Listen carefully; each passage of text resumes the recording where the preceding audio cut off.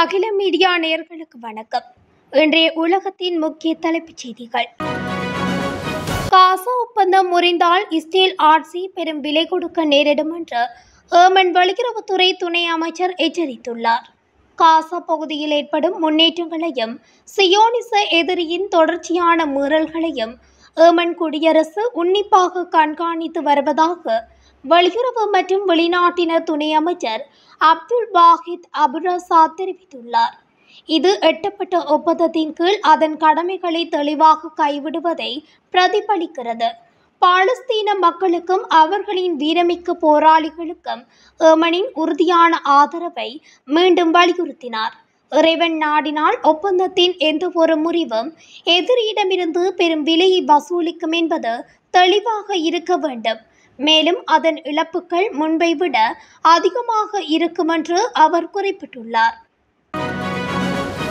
லெபனானின் தேசிய செய்தி நிறுவனம் இஸ்ரேலிய போர் விமானங்கள் தெற்கு லெபனான் மீது 3 வான்வழி தாக்குதல்களை நடத்தியதாக தெரிவிக்கின்றது. போர் நிறுத்தத்தை இஸ்ரேல் அப்பட்டமாக மீறியுள்ளதாக கமாஸின் மூத்த உறுப்பினர் இசாத் அல்-ரிஸ் தெரிவித்துள்ளார். கட்டார் மற்றும் எகிப்து தலைமையிலான மத்தியஸ்த முயற்சிகளையும் தடம்புரளச் செய்யும் முயற்சியை இஸ்ரேல் முன்னெடுத்துள்ளதாக அவர் குறிப்பிட்டுள்ளார். இஸ்ரேலின் தொடர் தாக்குதல் முழுமையான சரிவை நோக்கி கொண்டு செல்வதாக இசாத் அல்-ரிஸ் கூறினார். ஈரானின் அணுசக்தி திறன்கள் அனைத்தையும் தோற்கடிக்கப்பட்டு விட்டதாக அமெரிக்க அதிபர் ட்ரம்ப் நேற்றைய தினம் ஊடக சந்திப்பில் தெரிவித்திருந்தார். இந்த சூழ்நிலையில் தமது அணுசக்தி நிலையங்களை அமெரிக்கா அழித்துவிட்டதாக அமெரிக்க அதிபர் டொனால்ட் ட்ரம்ப் கூறியதை ஈரானின் உச்ச தலைவர் அயதுல்லா அலி கமேனி திங்களன்று நிராகரித்தார். அமெரிக்க ஜனாதிபதி அவர்கள் ஈரானின் அணுசக்தி துறையை குண்டு வீசி அழித்ததாக பெருமையுடன் கூறுகின்றார். அது அவரது கனவாக இருக்கும். சரி, கனவு காணுங்கள் என்று கமேனி கிண்டலாக தெரிவித்துள்ளார். பாகிஸ்தானி ஹைபர் பக்துன்வா மாகாணம் டெராஸ்மாயில் கான் மாவட்டம் கொட்லாலு பகுதியில் அரசு எண்ணெய் நிறுவனத்தில் பணியாற்றும் ஊழியர்களுக்கு பாதுகாப்பு வழங்கிய பாதுகாப்பு படையினரை குறிவைத்து தெஹ்ரீக்-இ-தலிபான் அமைப்பினர் நேற்று திடீர் தாக்குதல் நடத்தியுள்ளனர். குறித்த தாக்குதலில் பாதுகாப்பு படை வீரர்கள் 5 பேர் உயிரிழந்துள்ளதுடன் மேலும் பலர் படுகாயமடைந்துள்ளனர். இந்த தாக்குதலுக்கு தெஹ்ரீக்-இ-தலிபான் அமைப்பு பொறுப்பேற்றுள்ளது. பிரான்ஸ் நாட்டின் மன்னராக திகழ்ந்தவர் நெப்போலியன் பயன்படுத்திய 9 வைர நகைகள் பிரான்ஸ் தலைநகர் பாரிஸில் உள்ள லவ்ரி அருங்காட்சியகத்தில் வைக்கப்பட்டிருந்தது. இந்நிலையில் அருங்காட்சியகத்தில் இருந்த நெப்போலியனின் வைர நகைகள் நேற்று கொள்ளையடிக்கப்பட்டன. அருங்காட்சியகத்தில் நேற்று வழக்கம் போல சுற்றுலா பயணிகள் பொதுமக்கள் பொருட்களை கண்டுகளித்துக் கொண்டிருந்தனர். அப்போது அங்கு நுழைந்த கொள்ளையர்கள் நெப்போலியனின் 9 வைர நகைகளை கொள்ளையடித்து சென்றனர். இந்த சம்பவம் குறித்து அறிந்த போலீசார் விரைந்து சென்று தப்பித்துச் சென்றவர்களை தீவிரமாக தேடி வருகின்றனர். பிரான்சின் முன்னாள் ஜனாதிபதி நிக்கோலஸ் சர்கோசிக்கு விதிக்கப்பட்ட சிறை தண்டனை செவ்வாய்க்கிழமை இன்று முதல் அமுலாக்க உள்ளதாக வெளிநாட்டு ஊடகங்கள் தெரிவித்துள்ளன. ஐரோப்பிய ஒன்றிய உறுப்பு நாடொன்றின் முன்னாள் ஜனாதிபதி ஒருவருக்கு சிறை தண்டனை விதிக்கப்படுவது இதுவே முதல் முறை என சர்வதேச வட்டாரங்கள் குறிப்பிடுகின்றன. இந்தியாவிற்கு கடுமையான வரிகள் விதிக்கப்படும் என்று அமெரிக்க ஜனாதிபதி டொனால்ட் ட்ரம்ப் எச்சரிக்கை விடுத்துள்ளார். ரஷ்யாவிடமிருந்து கச்சா எண்ணெய் வாங்குவதை நிறுத்தாவிட்டால் இந்தியாவுக்கு வரிகள் கடுமையாக இருக்கும் என டொனால்ட் ட்ரம்ப் கூறியதை இந்திய வெளியுறவு அமைச்சகம் மறுத்ததால் இந்தியாவிற்கு கடுமையான வரிகள் விதிக்கப்படும் என்று ட்ரம்ப் எச்சரிக்கை விடுத்துள்ளார்.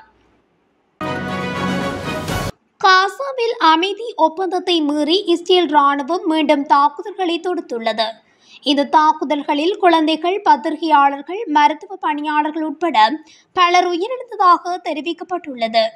மேலும் மனிதாபிமான அடிப்படையில் உலகெங்கிலும் இருந்து காசா மக்களுக்கு வழங்கப்பட்டுள்ள நிவாரணப் பொருட்கள் பல்வேறு பகுதிகளுக்கு எடுத்துச் செல்வதற்கு இடையூறு ஏற்படுத்தப்பட்டுள்ளதாகவும் பாலஸ்தீன அதிகாரிகள் தெரிவிக்கின்றனர்.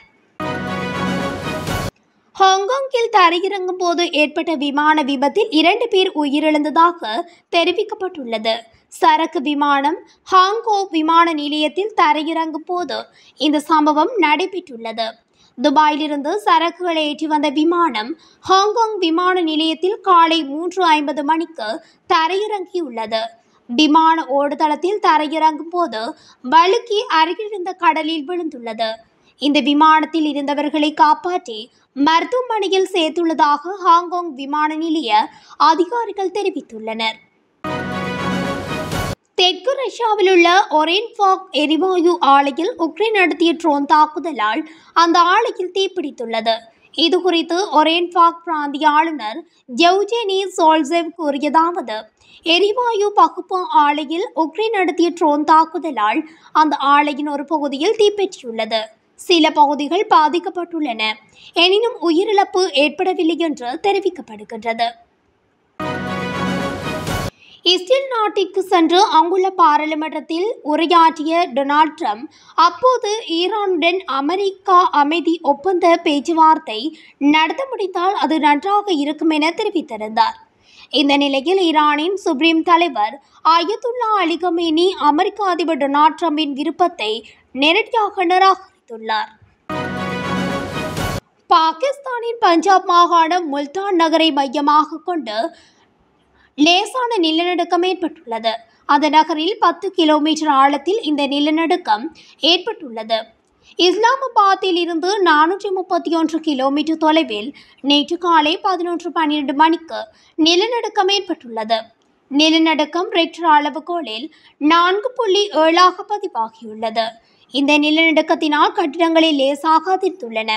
இதனால் மக்கள் பீதி அடைந்ததாகவும் குறிப்பிடப்படுகின்றது. ரகசிய ஏவுகணை சோதனைகளுக்காக ஆர்க்டிக் பெருங்கடலின் ஒரு பெரும்பகுதியை ரஷ்ய ஜனாதிபதி புடின் மூடிவிட்டதாக தகவல் வெளியாகியுள்ளது. மேற்கு நாடுகளுக்கு விடுக்கப்பட்ட புதிய எச்சரிக்கையாக வடக்கு கடல் பாதையில் கடல் மற்றும் வான்வெளியின் பெரும் பகுதிகளை ஆபத்தானது என்று விளாடிமிர் புடின் அறிவித்துள்ளார். மேலும் அக்டோபர் 17 முதல் 30 வரை நேரடி ஏவுகணை மற்றும் ராக்கெட் சோதனை முன்னெடுக்கப்படலாம் என்றும் அவர் குறிப்பிட்டுள்ளார். இந்த நிலையில் ராணுவ நிபுணர்கள் தரப்பு தெரிவிக்கையில் விளாடிமிர் புடின் இந்த முறை அவரது கனவு திட்டமான பியூவிஸ்டிங் ஏவுகணையை சோதனைக்குட்படுத்தலாம் என்றும் குறிப்பிட்டுள்ளனர். இத்துடன் அகில மீடியாவின் இன்றைய உலகத்தின் முக்கிய தலைப்புச் செய்திகள் நிறைவடைகின்றன.